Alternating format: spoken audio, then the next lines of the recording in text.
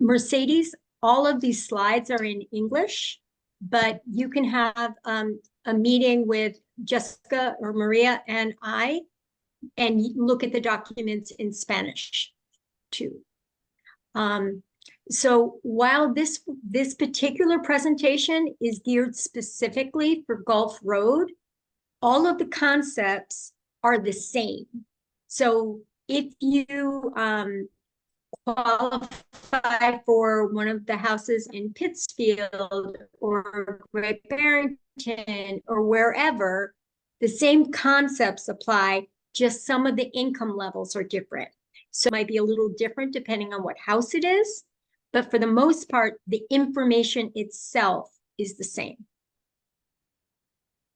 Does somebody want to translate that in the chat box for Mercedes? Will that work? So we're going to start the presentation. Yo te envié varios. You can either do it in the chat or you can tell her while we're getting to the PowerPoint. No.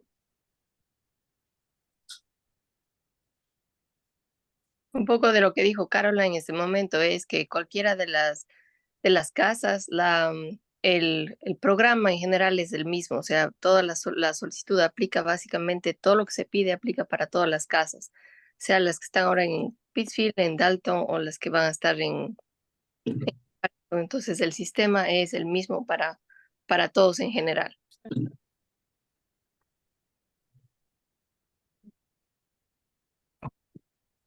Okay, we're almost ready to start the slideshow. Okay, great. If you can see this, can you put your thumbs up? Can everybody see our screen? Okay. Yes, thank you. Great. So this is the sort of front and side view of Gulf Road. These pictures were taken a little bit ago. We now have grass on it as well. Oh, cool, Maria. It's doing it in Spanish.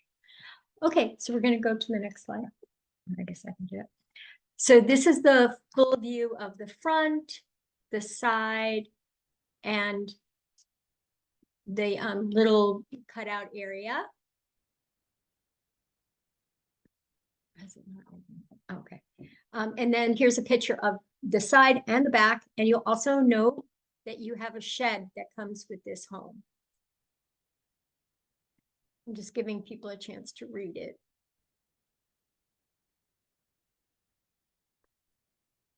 It has 1,500 square feet of living area. It's a ranch built on a slab foundation.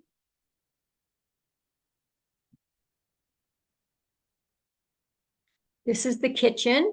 It includes all of your appliances, your refrigerator, your dishwasher, your stove, your exhaust, and a stackable washer and dryer with an open floor concept.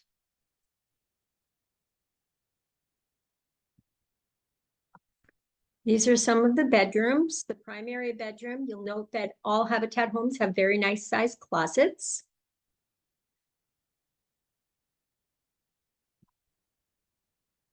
This house is the first house in the state to hit the highest energy level, which is an all-electric house tier 2, and it is heated and cooled by mini splits. If you were to purchase this home, we have videos showing you how to use the system so that it is actually being the most efficient in use of your electric. And it has a remote control.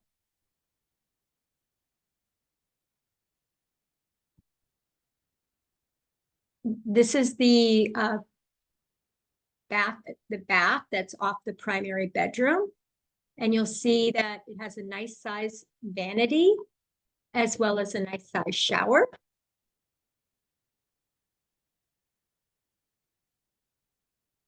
Here's bedroom number 2. You'll notice that there's a lot of light and some very nice features in the room that give it detail.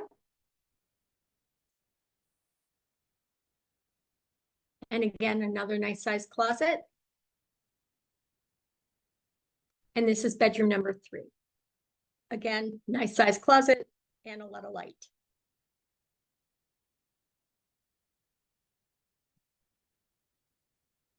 And this is the bathroom off of the hallway, which has a tub and a shower, as well as a vanity and a toilet.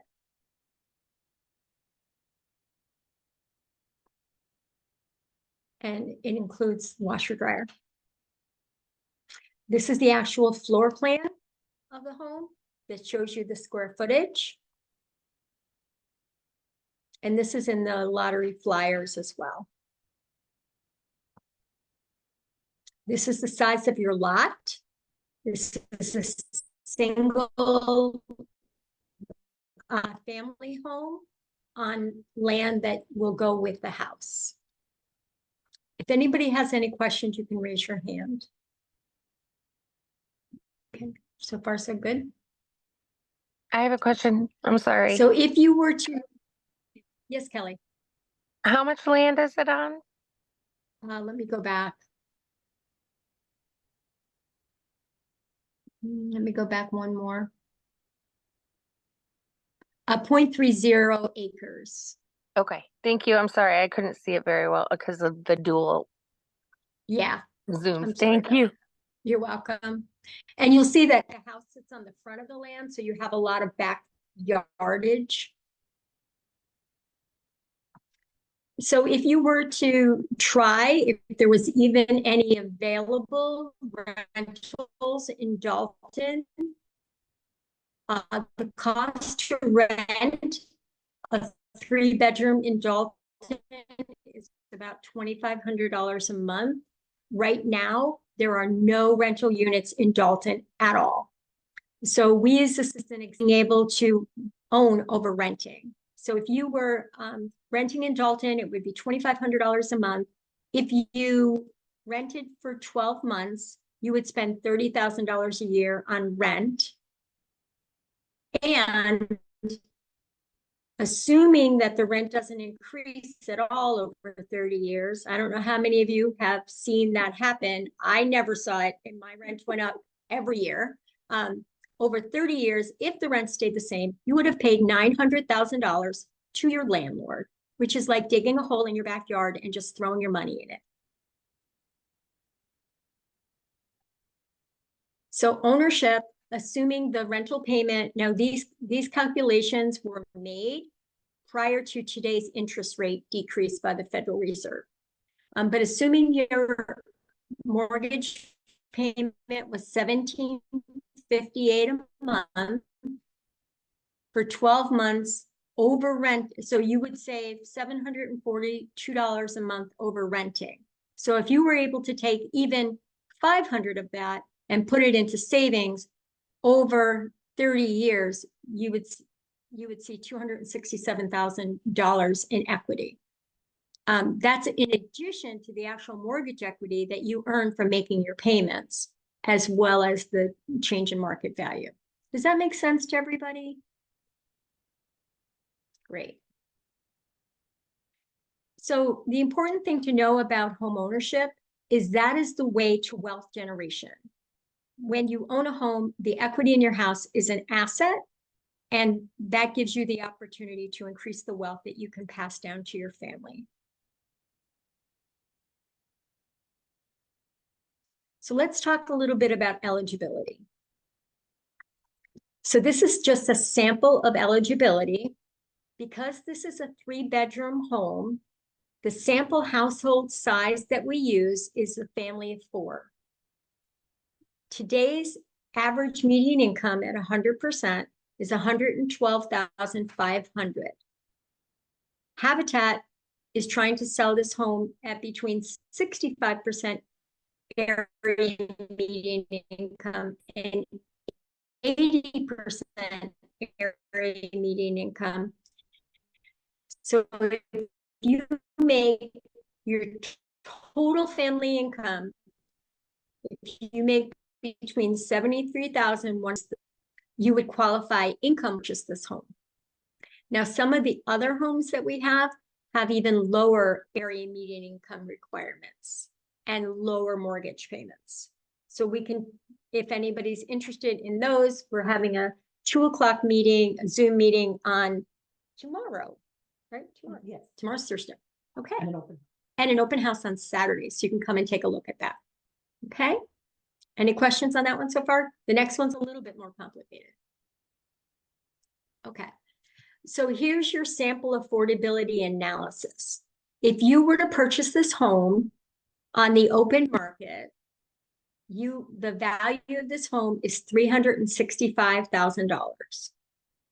So assuming the interest rate of 5.5%, and we have lenders that give Habitat a special price, 1% below market cost, in order to make it even more affordable.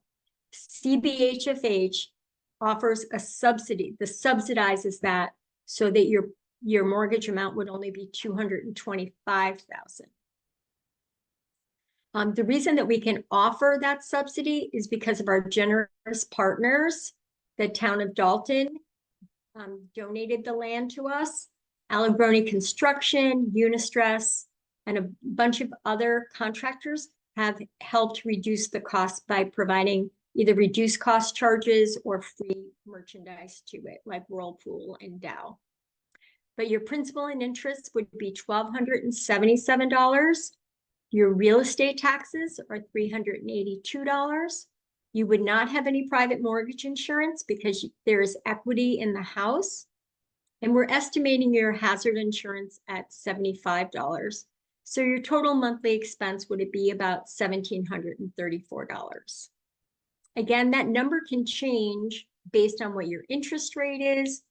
Sometimes there are additional down payment assistance from a variety of different sources. If there is any down payments, grants that we're aware of, we will help you fill out that paperwork to apply for it. But we do encourage you when you're choosing your lender to ask any of them if they have any down payment assistance available. Any questions on this page? I know it's a lot of numbers. No, everybody good? Okay. So who can enter the lottery? That is really based on the maximum of allowable gross income limits. So you'll see, you can look at on the top where it says household size. So depending on the number of people in your household, you would just scroll down to the number underneath. So if you're a family of 4, you can make up to $90,000 and be able to purchase this home. If you're a family of 6 and you would fit in that home, you could make up to $104,000, and that's total family income. Any questions on that? Okay, and households must be first-time home buyers. This is defined as not having owned a residential property for at least 3 years, including any homes in a trust. And there's some exemptions that do apply. So we'll go over that next.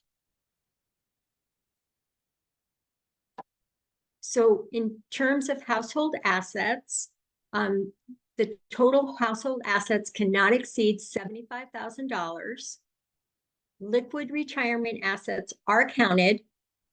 Individual retirement, 401k, and KEO accounts are included at 100% of the actual value.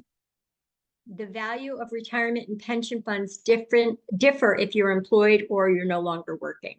So we can go through that with you if any of that applies to any of you. Assets divested for less than fair market value within the last 2 years will be counted at their full market value to determine eligibility. And you can look on our website if that's something that you think might pertain to you. I will say I've been with Habitat since 2007, and I've only had one person that exceeded the $75,000. So that is very uncommon with people applying for a Habitat home to have $75,000 in assets. So an important thing that we really want to highlight is if you were going to get into any of our lotteries right now, you want to meet with your lender. And at the end of this presentation, there's a slide that talks about who some resources are with specific contact names, because they're very familiar with deed restricted properties. But in order to get into the lottery, you must have a pre-approval letter from a bank that is experienced with deed restricted properties. So if you go to somebody that wants to do a Veterans Affairs loan or an FHA, neither of those loans qualify because they will not allow a deed restricted property. Does that make sense? And we'll talk more about deed restrictions in a minute. Non-household members cannot be co-signers on the loan, but any adult that is going to live in the home, even if you're not married, could be on the loan, but whether they want to be on the loan or they don't want to be on the loan, it still would count towards total family income. And when you bring in all of your information, we go through it with you and ask you questions based on what we see. And I just want to share that when we are looking at your application and your documents, we are looking at how can we help you get in, not how can we exclude you, which I think is an important thing. Habitat is all about helping you get on the road to home ownership. And we will work as hard as we can alongside you to make it happen. And if for some reason today is not the day for you, we will help you get to the finish line of being a homeowner.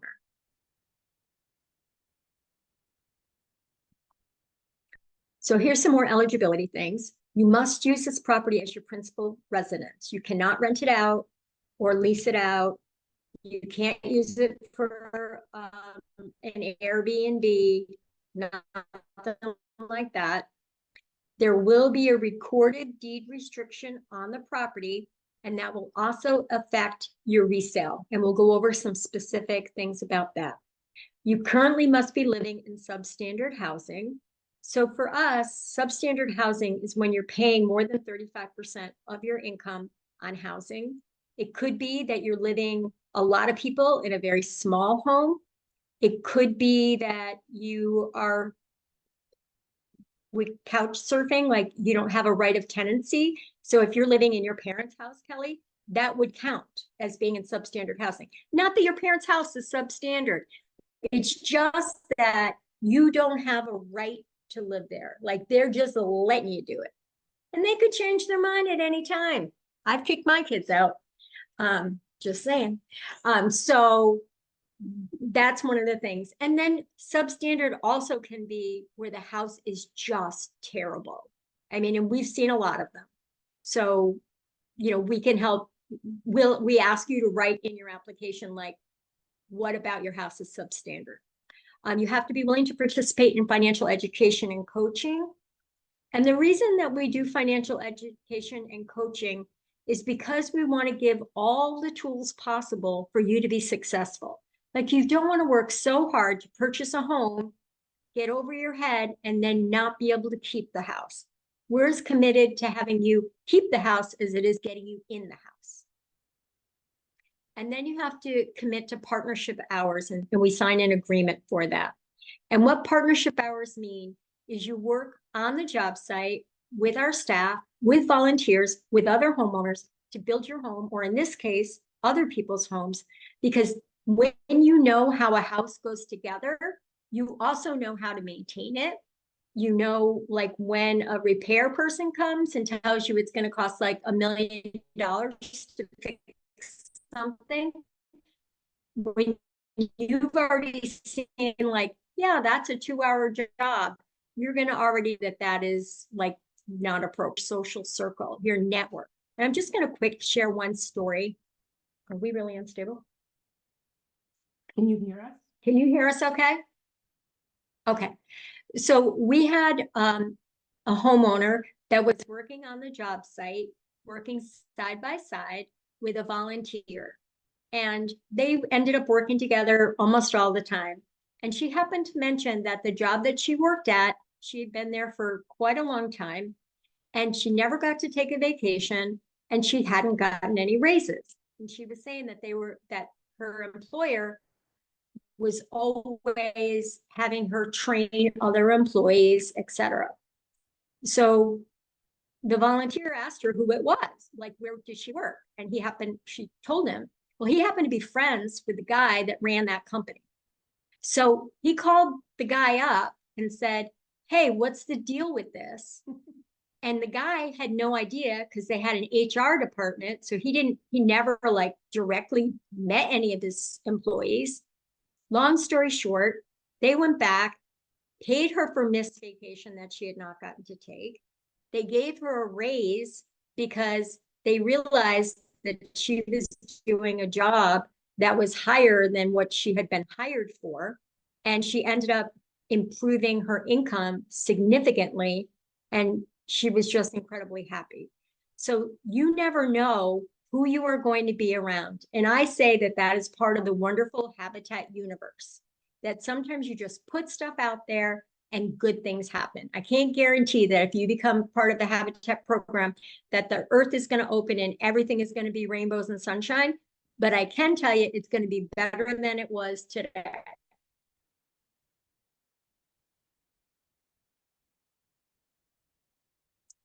So here's some more mortgage guidance, and it has to be within 30 days of the lottery. So you should, if you are going to apply for any of the lotteries, you want to make your appointment with your person today.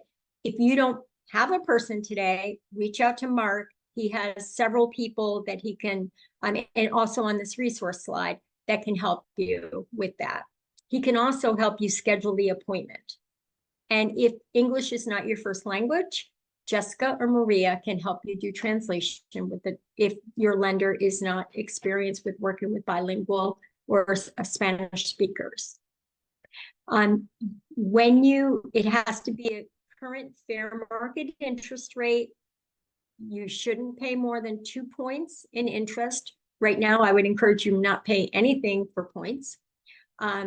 And your monthly housing inclusive, which means including principal, interest, property taxes, homeowners insurance, may not exceed 30% of your gross monthly income for the mortgage. That's a calculation that any mortgage person can do for you very rapidly. Again, non-household members shall not be permitted as co-signers on the mortgage. And I will say that I think that there's been a change on the USDA loans. So we'll check in on that further. But the Dalton house is an area that goes under USDA loan because they don't lend in Pittsfield.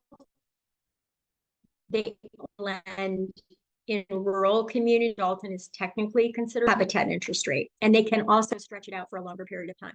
The important thing is you have to pick an institutional lender familiar with affordable deed restriction guidelines. So don't go to someplace like Quicken Home Loans or Rocket Home Loans or any of those, because they don't have the capacity to do that. So here's the process. The due date for having a completed application with all of your documents, every single one of them, is by October 15th at 4 p.m. if you're applying for the Dalton property. Each property has their own dates, but you want to get your documents in as soon as possible, because if you're missing something or you need something, we would want to give you plenty of time to let us, help you get it in. So who are the players? So on the habitat side, we use attorney Elizabeth Goodman from Kane, Hibbert & Myers. We're your sellers. We're also your helpers. And then there's you, the buyer. And then there's your buyer's attorney. We are very, very lucky to have attorney Tom Hamill, who donates for free his services to help you purchase a home. He's been doing that for us for over 10 years, and he's gotten many, many homeowners into home ownership. He's an exceptional attorney. His paralegal, Denise, is wonderful. They're very experienced, and they can explain every single thing to you that you could possibly imagine. And then the other partner in this is your lender, and they must be familiar with deed restricted property sales. If you are tired of me saying that, I'm sorry, but we have to say that many times. So your application must include a completed application, and it has to be signed by all people over 18 in the household. And you must have all of your supporting documents. If you pick up a package, you will see in the package an affidavit and a disclosure form. Yeah, it is in Spanish too, right? All of these documents are in English and in Spanish. The mandatory financial information we have in the package. There's a detailed list of how many pay stubs you have to do, how many years tax returns, all of that, and your mortgage pre-approval. Incomplete applications will be returned until the 8th of October. Due to the interest in this property, early application is suggested, because right now we're at the 17th or 18th of October, so that gives you less than a month to get everything in. But again, if you get everything in and you're missing something prior to the 8th, we're going to be calling you anyway. And we're going to, so if you see any of our, answer the phone. Like if we text you or call you, a navigator might be calling you, Mark might be calling you or sending you a text or an email, so that you know what you're missing or what might not be exactly what we need, so that we make sure that it's not a paperwork thing that kept you out of the lottery. So your mandatory financial information is the last 3 years tax returns. You don't need to give us your state return. And it's all the pages. Now, if for some reason you don't have your tax return, your provider can't do that, you can get one from the IRS. And Lynn, as she mentioned, she runs the tax program. She can also help you. If you got your taxes done at Habitat, she can help you get a copy of them easily. Well, I say it's easy. I don't know if you think it's easy, Lynn. Here's the income verification. So your most recent 5 consecutive pay stubs for all people and for all jobs. So if you work more than one job, you're going to want to have it for all of your jobs. What I have seen for the most part, it's not that people make too much money. It's oftentimes that they don't make quite enough money. So making sure you disclose all of your income is super important. Your W-2s, or if you are an independent contractor, your 1099 forms for the last 3 years. If you're self-employed, the last 12 months income and expense report. That's called a profit and loss. And we would also be looking for the prior 2 years tax returns, so that we can do an income averaging. If you get child support or alimony, you need to provide the letter of the, oh, yes, Kelly, I'm sorry, go ahead. What if I hadn't filed taxes for the past 3 years? Did you not file taxes because you didn't have income, or you didn't file taxes because of some other reason? I didn't have income other than SDI, and I didn't file. So what you could do is provide the award letter for SSDI. Okay.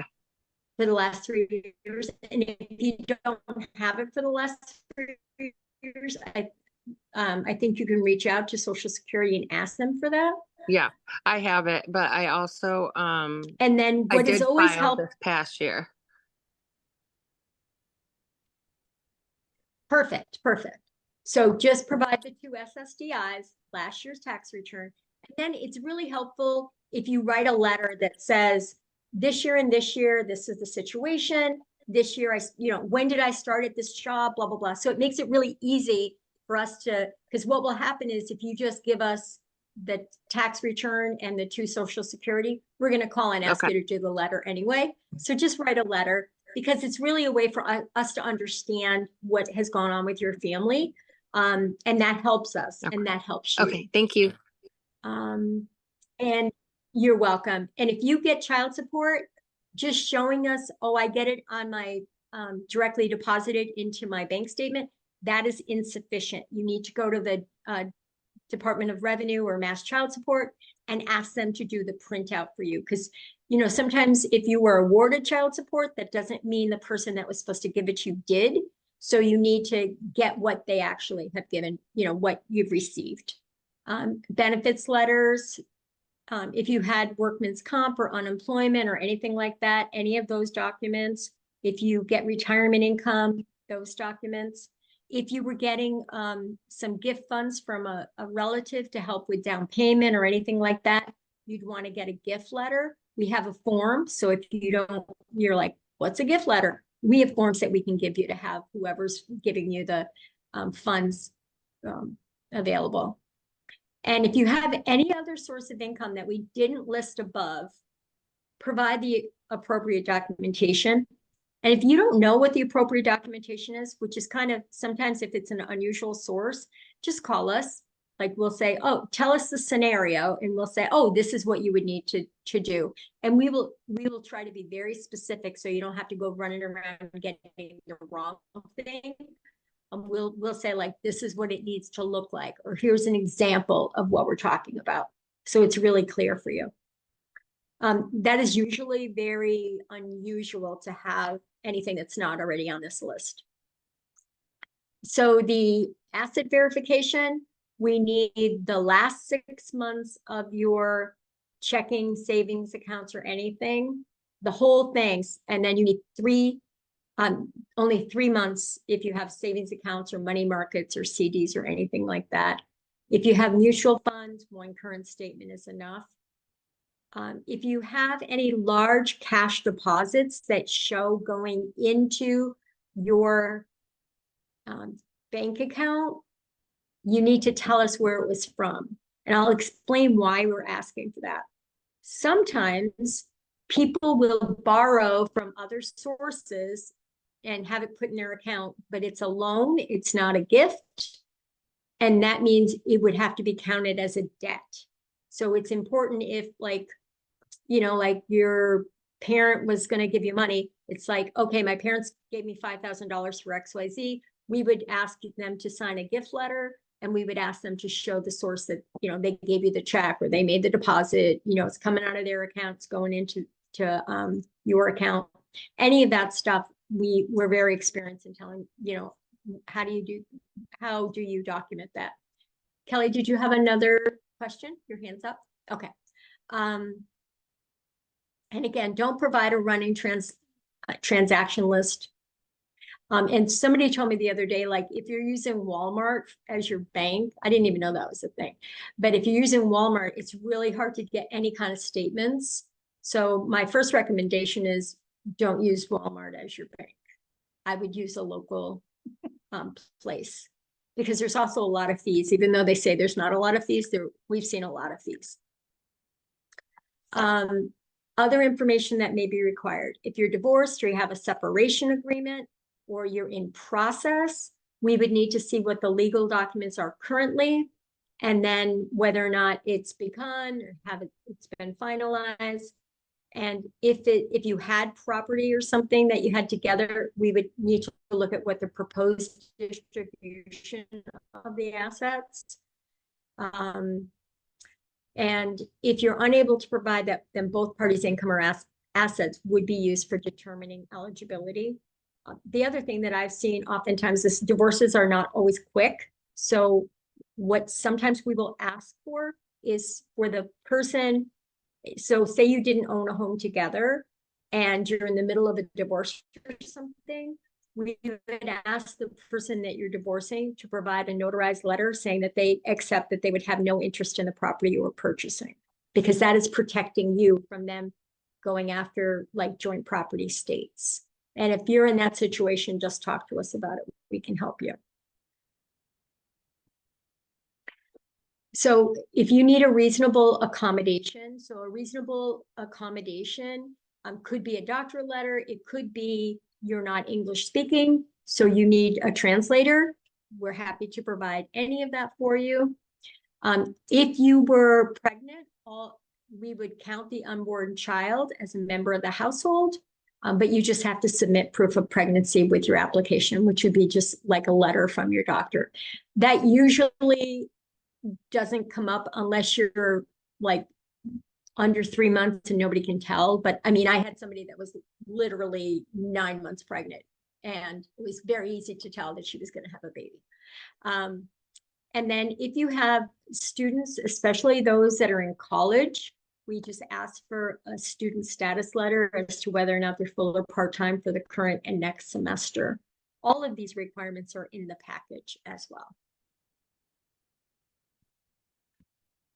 And then you will be asked to sign an affidavit and disclosure, which is item number 1. And it's basically saying, we understand and agree that the following conditions and guidelines regarding the distribution of affordable homes. And it says that our annual total family gross income does not exceed the allowable limits as follows. And you just, again, you look at how many's in your family, go underneath it, and then it's like, yep, I make under that, so we're fine. And a lot of times people only think about their income in terms of what goes in their bank account. So when we're talking about total family income, we're talking about all household members, and we're also talking about gross wages. And the thing is, if you have trouble calculating that out, that's why we have help. So Mark can do that. The community net can assist you in getting all the document numbers for you.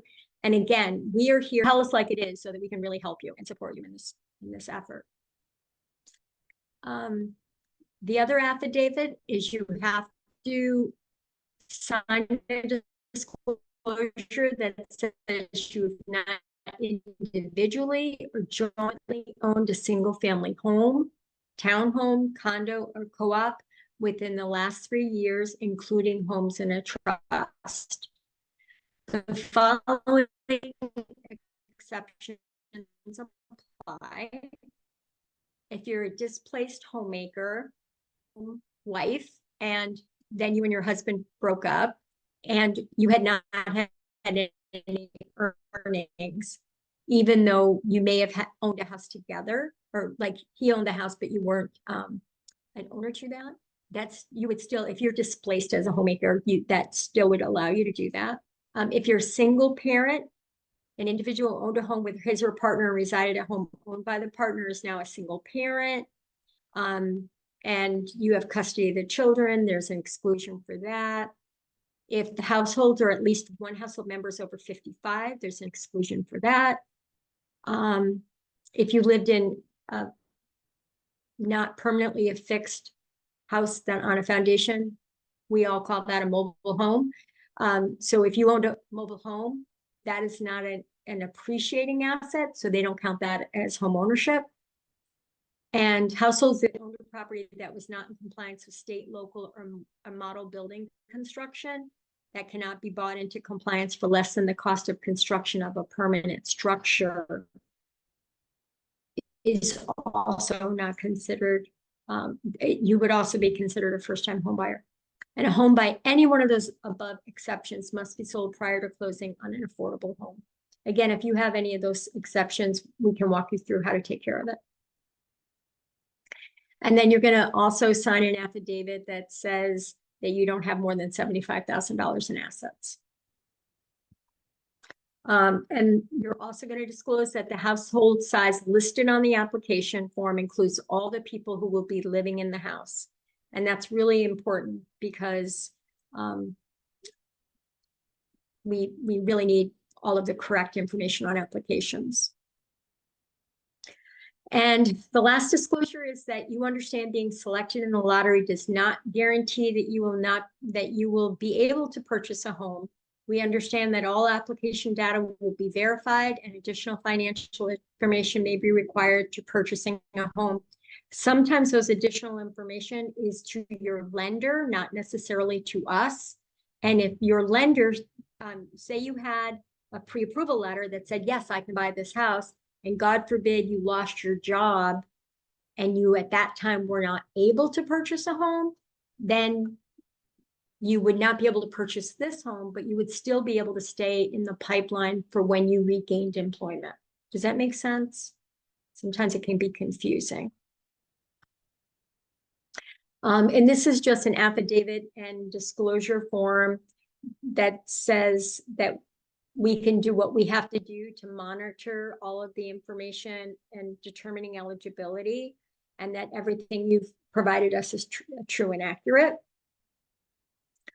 And also that you understand that that's selected, you will or may be offered a specific home, but you also may have an option to accept a different available or to reject the available homes.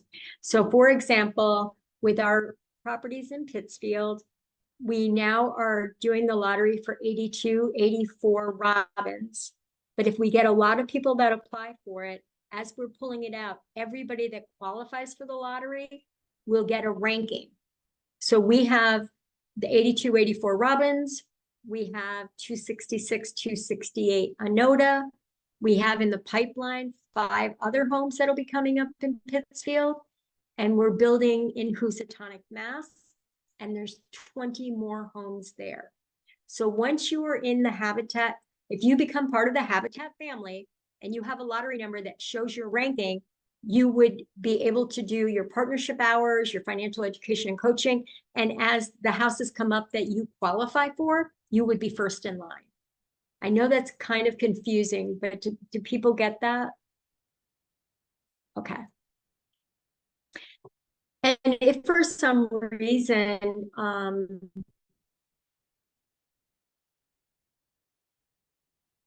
well, I can't think of a reason, so I can't give you, but if you ever have any questions, you can ask us. And again, you have to certify that no member of the family has a financial interest in the project. So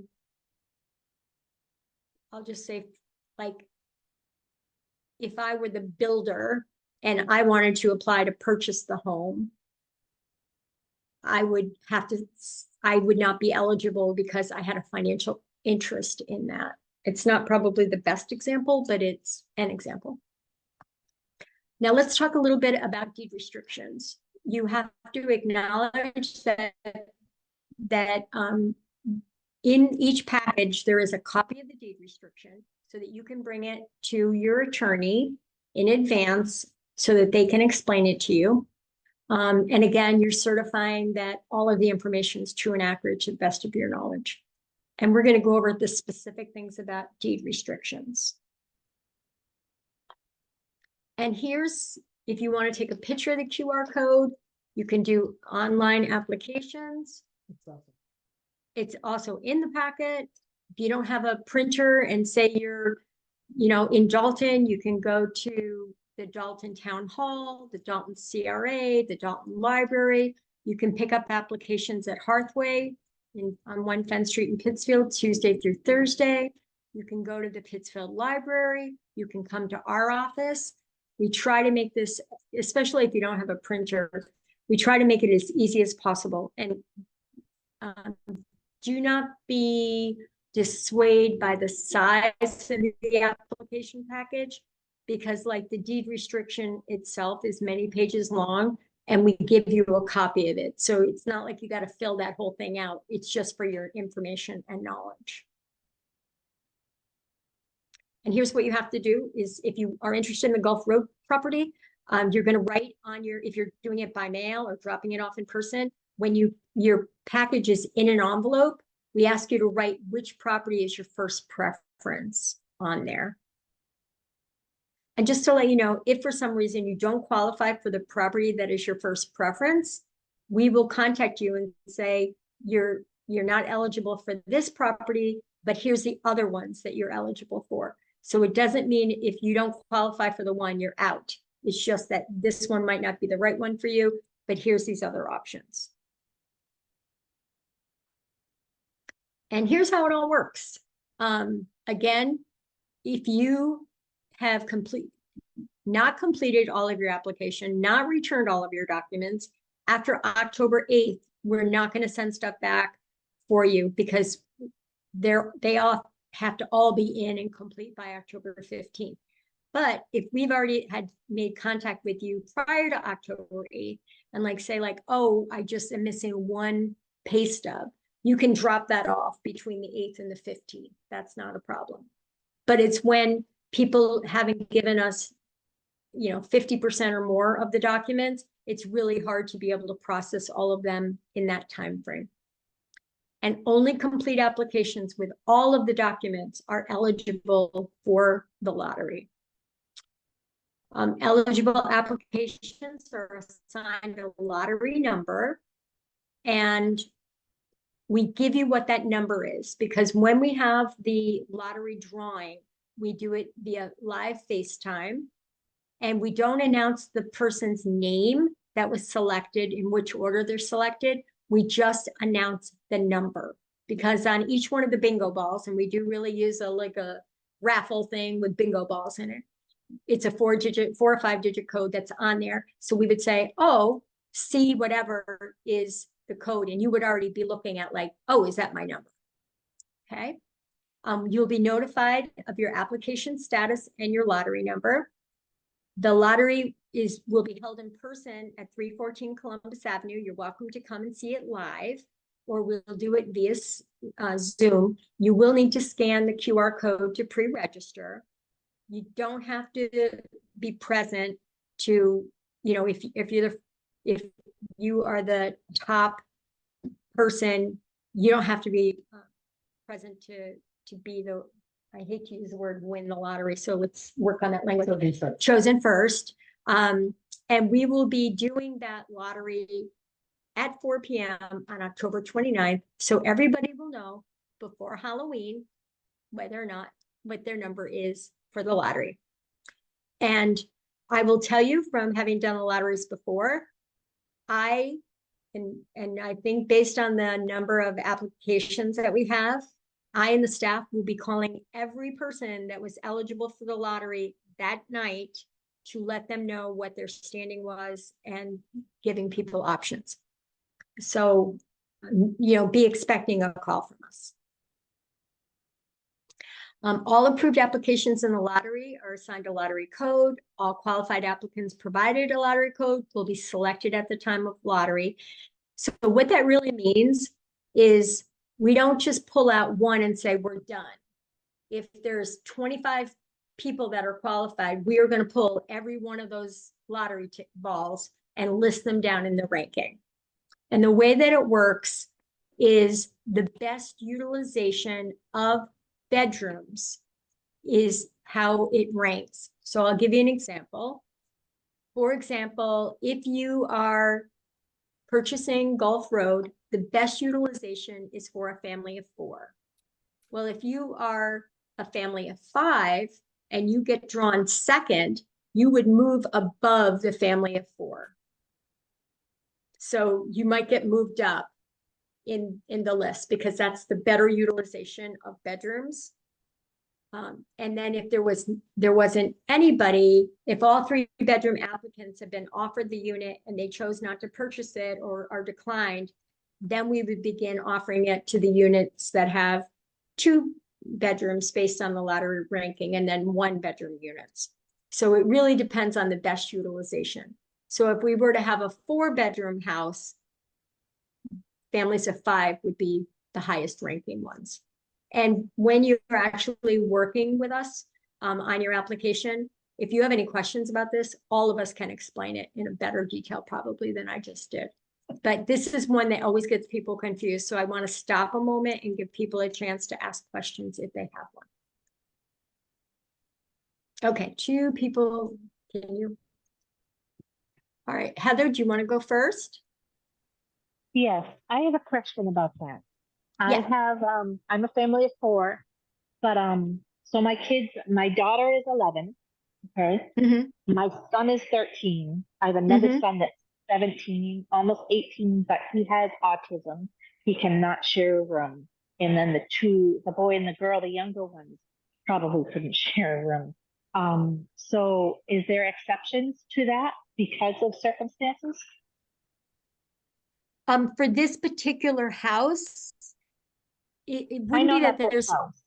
Like if Yeah. I'm looking for a 4-bedroom, not a 3-bedroom, just because I've 3 kids and I don't think any of them would be compatible to share a room. My son has severe autism and behavioral issues. So he gets like to the point where I may have to call 911 in crisis if, Okay. he doesn't have his own space.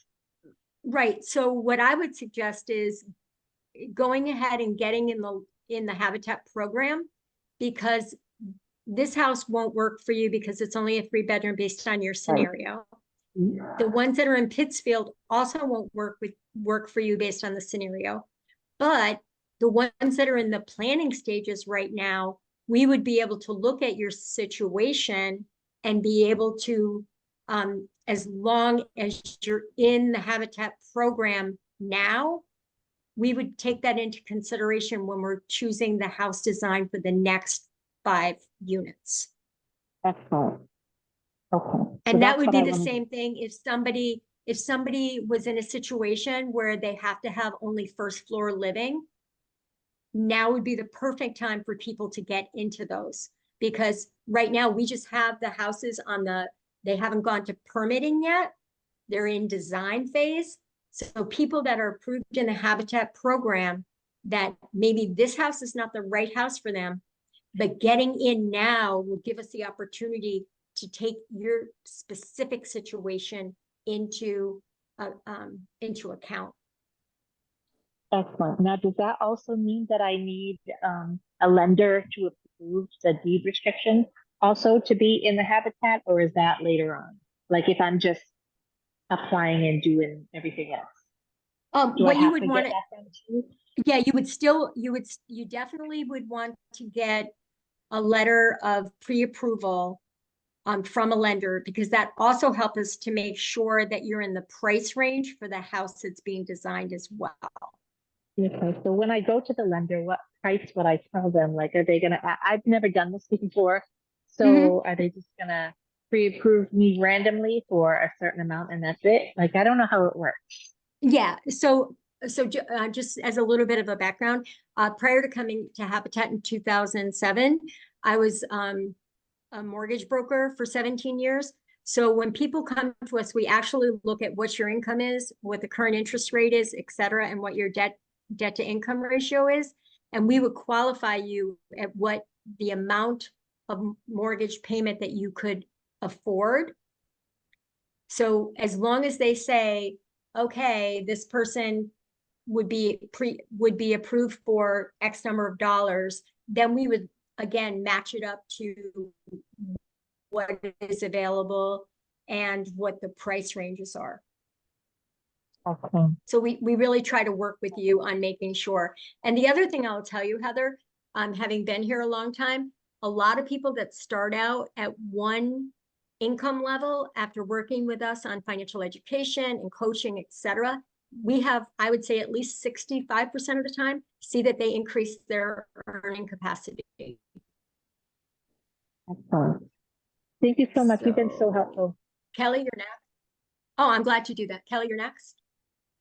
Did you have a question? No, okay. Mercedes, do you have a question?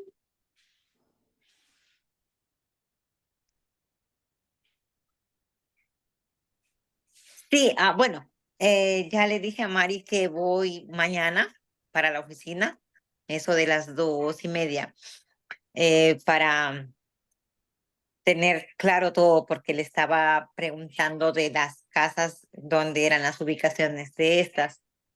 Y para saber, sería afortunada poder aplicar. Maria or Jessica, can you translate that for me, please?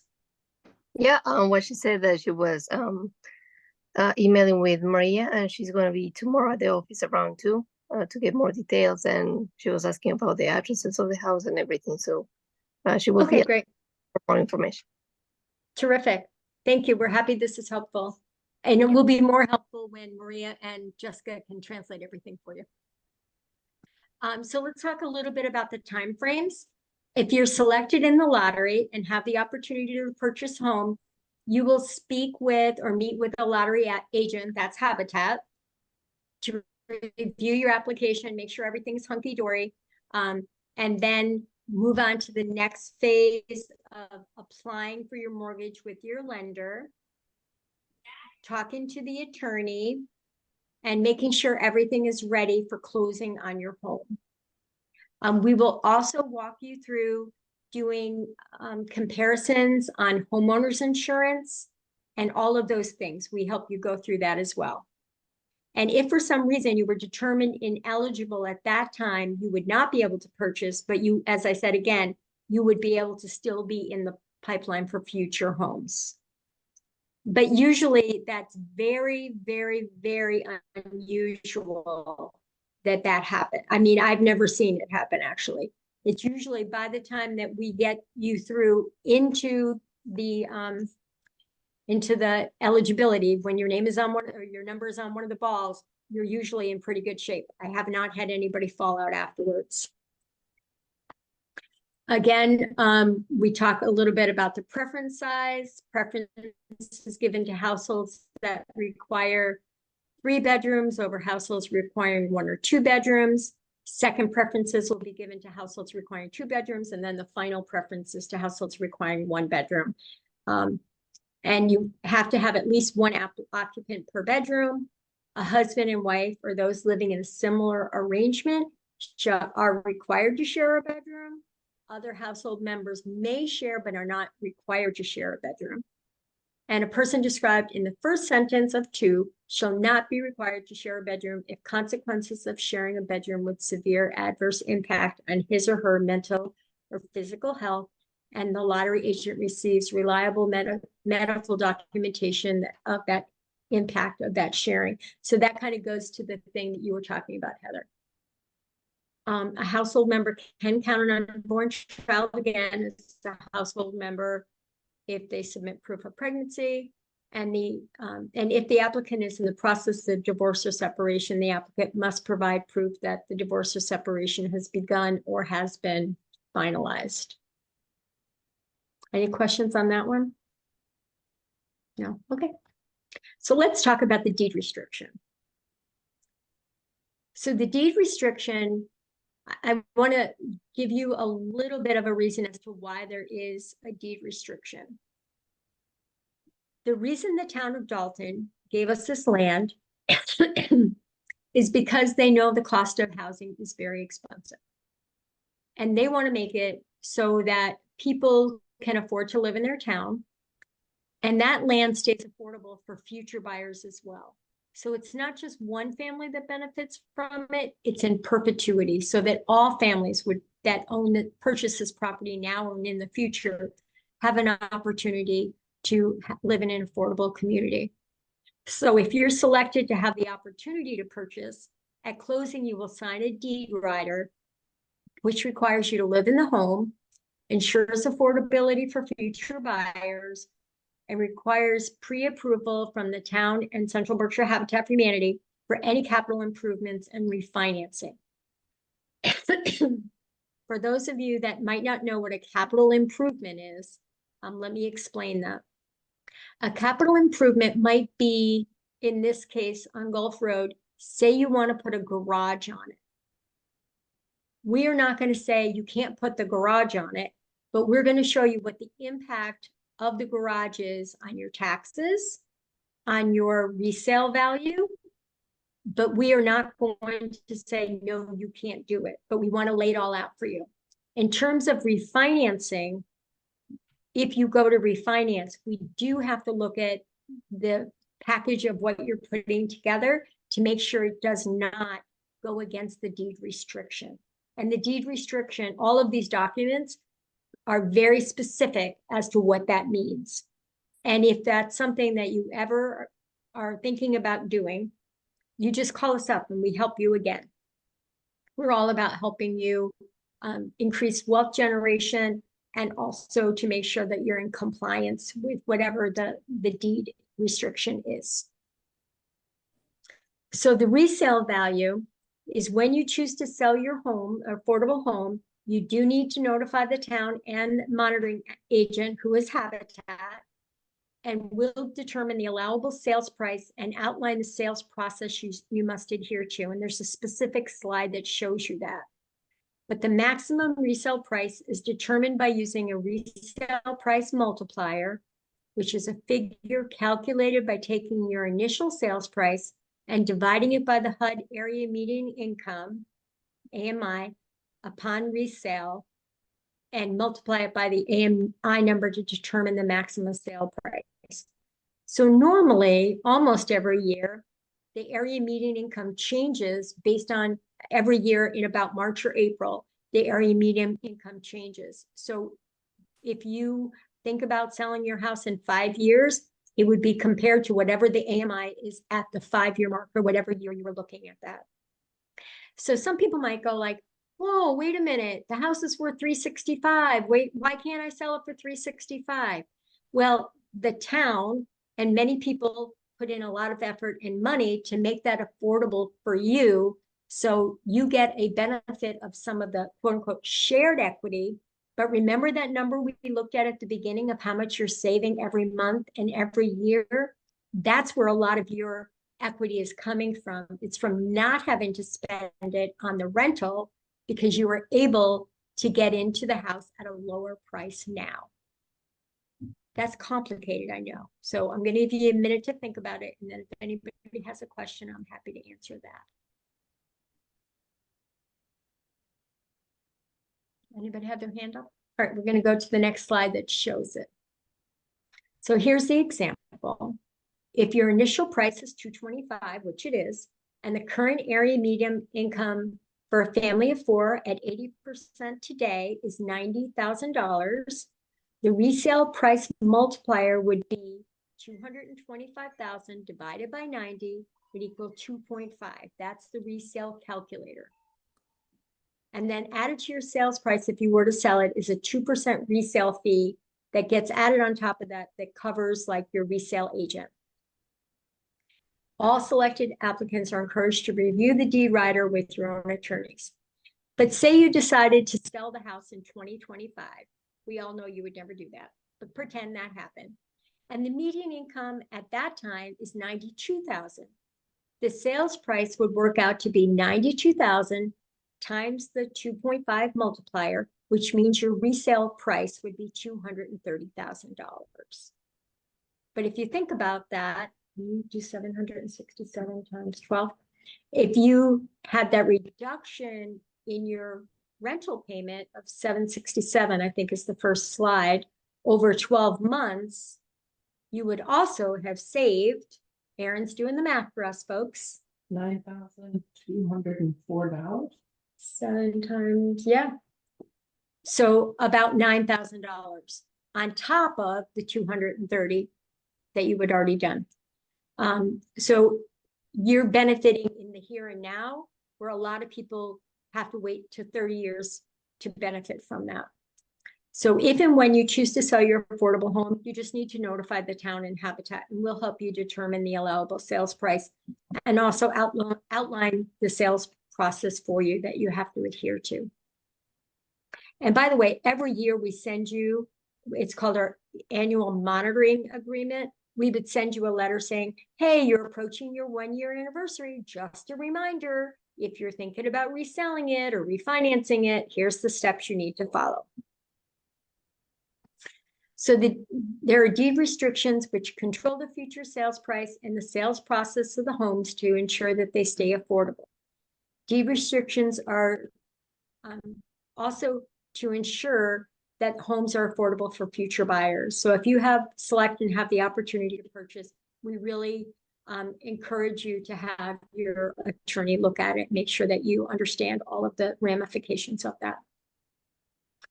So where can you find some help? If you have any questions specific to the lottery, come to us. We have bank financing. Jacob Dombrowski from Adams Community Bank is excellent. He's very helpful. Evan Collins from Lee Bank. Greylock Federal Credit Union, Mila Franklin. She's a community lending officer, and they have a special pricing for Habitat at 1% off of the current interest rate. And then your legal resources would be the attorneys that do it at no cost representation to you. However, if you want to pay your own attorney to do that, you're welcome to do that.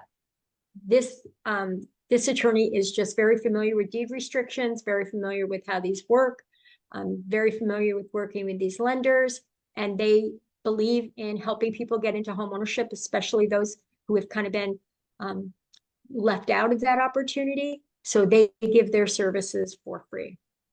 The other thing that we encourage you to do, and when you're doing our financial education classes, we will talk about this. At the time of closing, we encourage you to think about providing, doing a will.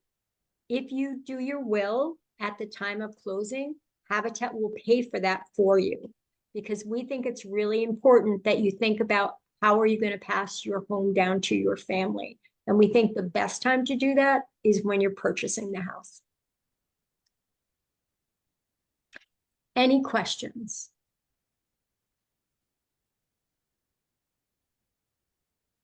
Anybody? So I have one. Yes. It's Kelly. Hey, So Cal. so obviously my situation, I live here. They don't love me living here, but I haven't been financially able to get on my feet. I do pay Mhm. their taxes, so like I'm throwing away money basically. Not throwing away, I mean, it's their home, but helping them, Right. but also I have nothing to show for it in the end. Mhm. I do have a boyfriend right now. He would live with us in the house, but Mhm. so would his finances contribute if he, Mhm. and if he doesn't for say Yes. pay rent yet or any of that? Or Whether he pays rent is really immaterial. It's whether it's if you intend to live together, you would want to declare, have him. I mean, I'm assuming that it's not somebody you met like yesterday. No. So if you have a long-term relationship with him, okay. Is it relatively new, Kelly? We can talk about this offline if you want, but, Yeah. but I'll just give you a scenario. I'm just going to give you a scenario of what I saw when I did mortgages. Lovely woman, wonderful, wonderful girl, had a great job, had great credit. She got involved with a guy, didn't have great credit, didn't have good employment, and they decided to buy a house together. So they came and met with me to pre-qualify them for a mortgage. And I encouraged her to spend some time thinking about it, because they actually, the house that he wanted to buy was a very big stretch for them. Well, they didn't listen to me. They went to another lender that did a no income verification loan. They misrepresented what their income was. I think it was like they dreamed that that's what they would make. And they got a loan. Well, about 5 months into it, they broke up. She was stuck because she was on the mortgage. He was not on the mortgage. He was on the deed. So then she was stuck carrying the whole load and the whole weight of it. So I always recommend, much like any other relationship, going through the financial education process. If you guys think like, hey, this is going to be a lasting thing, and we're going to be a couple that is going to work through it. When you're doing the financial education, we would highly recommend that you do it together. Because what you will find out is, do you guys speak the same language about money? And that's one of the things that usually is a problem for folks, is this whole like money thing. So you kind of learn about this, a lot of things about each other. And depending on what your situation is, if Gulf Road is not the house for you right now, you will have time as these other houses are being complete to kind of get to know each other and find out, yeah, this is something that we're going to be able to do or not going to be able to do or whatever. But even, and I've seen this happen a lot with Habitat homeowners. A woman will buy a home, she gets settled. Within a year, she's getting ready to get married. I mean, I used to joke, get a house, get a spouse. I mean, because it happens a lot. And I usually will recommend you stop and think about it a minute. And if you decide, you know what, yes, we're going to get married, but this is an asset that I brought in, that I work for. I did all the partnership hours. I've done everything to get in here. If you've already got a will and you're going to you want to pass it on to the children, that already kind of takes care of some of that.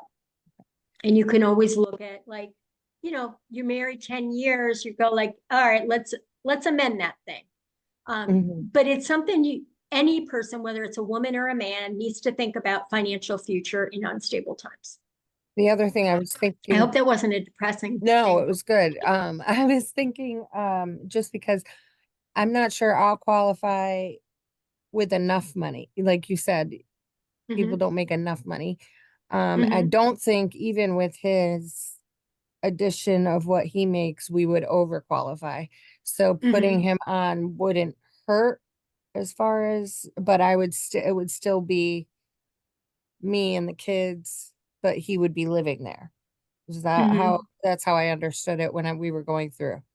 Yeah, so what you might want to do is, when I would suggest you come in and meet with Mark or Okay. Mark and I, and let's talk through it. Okay. Let's talk through what would be your best option. Because what I wouldn't want you to have experience, like, I'm sure this is able to qualify and get it, and then you break up and then the payment's too much for you to handle. I wouldn't want that to happen for you. So let's just It's talk about through what I pay now, but never. Okay. Thank you. The You're answer. welcome. You are very welcome. And remember, we also have the houses on Robbins Avenue. Those are $1,200 month payment. So, Right. Maybe you qualify on that individually, and the AMIs are less on that as well. So Right.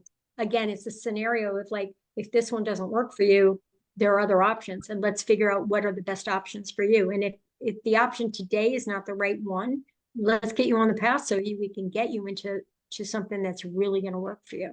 Because we're in it with you for the long run. It's not like we just want, we're not realtors. We're not like, and nothing against realtors. I love realtors. But for us, it's not a transaction. It's a relationship. And when you have a relationship with somebody, you want to make sure that the best things are happening for them. Thank you. I appreciate You're it. welcome, Jen. Kelly. And if I could just say something, Carolyn, Yes, Tanya. hearing everyone's stories tonight about where they are and wanting to get into the pathway of home ownership with Habitat and all of that, it really just warms my heart hearing everybody here and what they are envisioning for themselves and their future. But inside of Habitat, we have the navigation program. And so ultimately you can still get into the pathway of the home ownership and meet with Mark and set all of that up. But if you need a more immediate, to move out of your current situation while you're still in the pathway of home ownership, that's where the navigators step in as well to help you secure affordable housing in the meantime and make it easier so that you can successfully join into the Habitat homeownership program. So just because right now it might not be something for you, but we definitely want to get you in the pipeline, set you up with a financial education, but also get the supports from the navigators. Well said, Tanya. Any other questions? Well, I want to thank you all for coming tonight. If you want information on the other lotteries for 82, 84, again, a lot of this information is going to be same. The only thing will be different is the numbers. But remember, I think if you get nothing else out of tonight, I hope you hear that we are here as part of your team, and we really want your success. We want you to have success, and come in and use the resources that we have here to help you on your way. Thank you all. Can you get off I'm going to ask Aaron to stop sharing, because for whatever reason, I forgot how to hit the stop sharing button. Okay. Thank you so much for all of your time. I appreciate it. All right. We appreciate you being here. Thank you, everybody. Have a good night. Bye, Heather. Bye. Good night. Good Mercedes. Thank you. Adios, Muchas gracias. Mercedes. Bye. Nos vemos Okay, mañana. see you soon. Thank you. Bye, everybody. Night. And